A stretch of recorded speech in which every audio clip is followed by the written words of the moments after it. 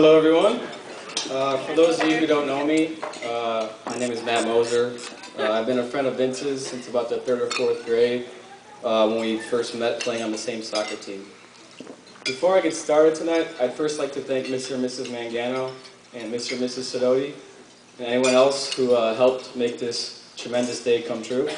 So, good round of applause for them real quick.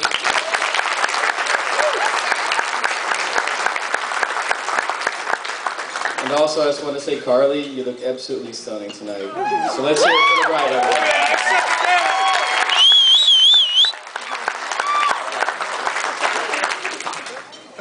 As I was preparing for this speech, I had a tough time getting used to the fact that Vince and Kai were getting married. I didn't know if it was the fact that it was my first really close friend to get married, or just that sudden fear that I was going to lose contact with him.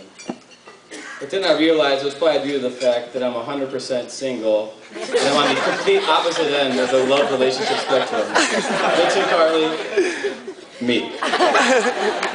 That reminds me, any of you single ladies out there, please come find me on the dance floor later. It will really make my mom happy.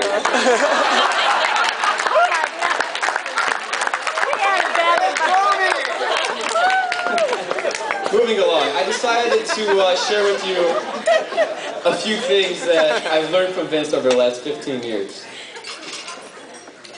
One of the qualities that Vince has really impressed me with is his ability to make a lasting impression on people.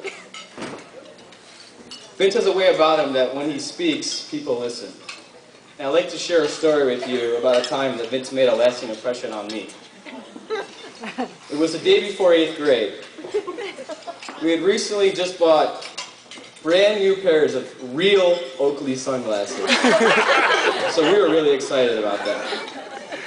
So we decided it'd be a good idea to go outside in this front yard and play catch with a baseball.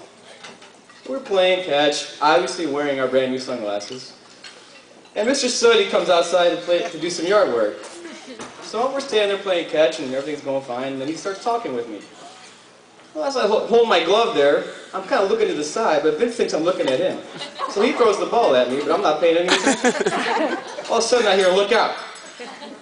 I look up, the ball hits me square in the face. To make matters worse, I watch my Oakleys shatter on the ground in about 10 pieces. I reach up to my head, blood gushing everywhere. The glass is pushed up into my eyebrow, made a gash about this big. Mr. Sidoti comes running over. He's cussing up a storm, running in the house, grabbing towels.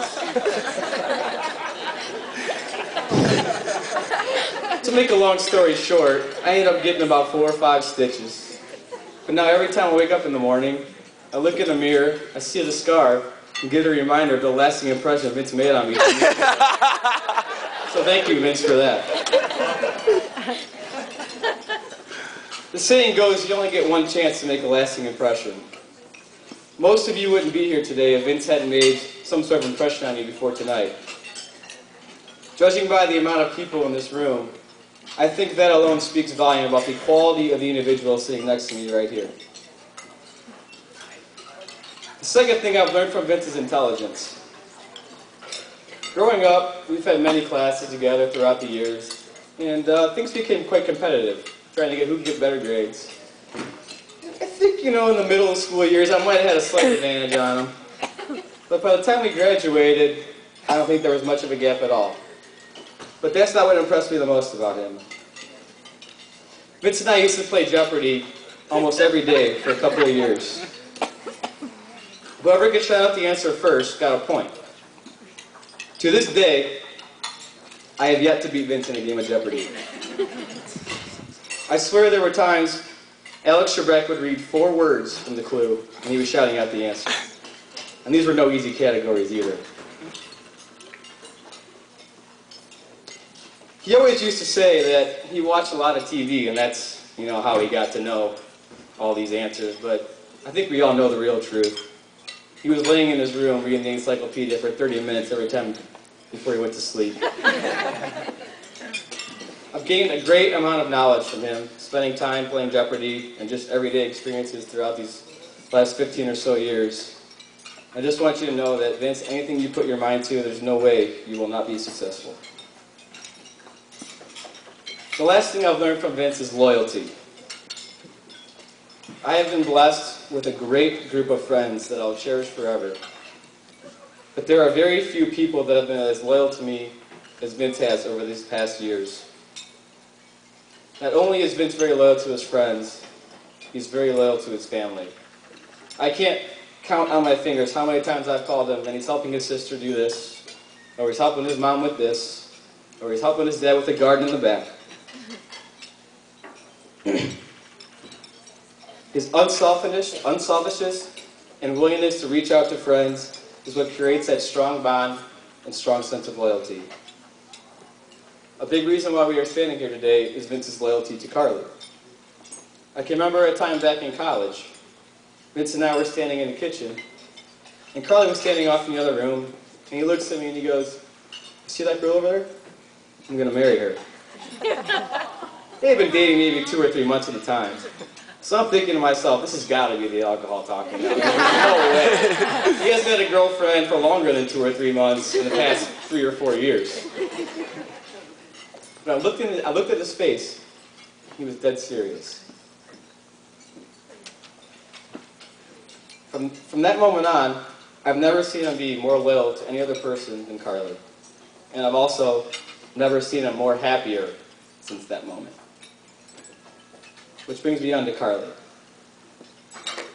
I just want to tell you that it's been such an honor to meet you and be such good friends for the last 3 or 4 years. You're incredibly fun, caring, generous, and just a truly, truly genuine person. I don't think Vince could have picked a better person to marry. In fact, I'm still trying to figure out how he convinced you to date him in the first place. You're going to be a tremendous wife, and I wish you all the best. I have one piece of advice for you. Make the kitchen your best friend.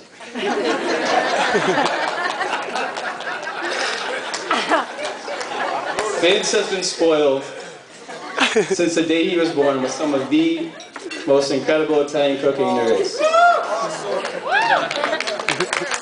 But here's the way I look at it, Carli.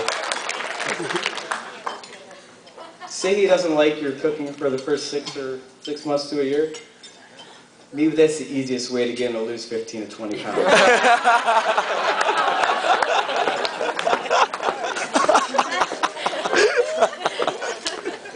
So I've just shared a few things from Vince that I think I've learned a great deal from. And I have no doubt he will continue to positively influence lives as much as he has mine already. It is a real honor to be standing up here today. But in all reality, Vince, today you truly are the best man.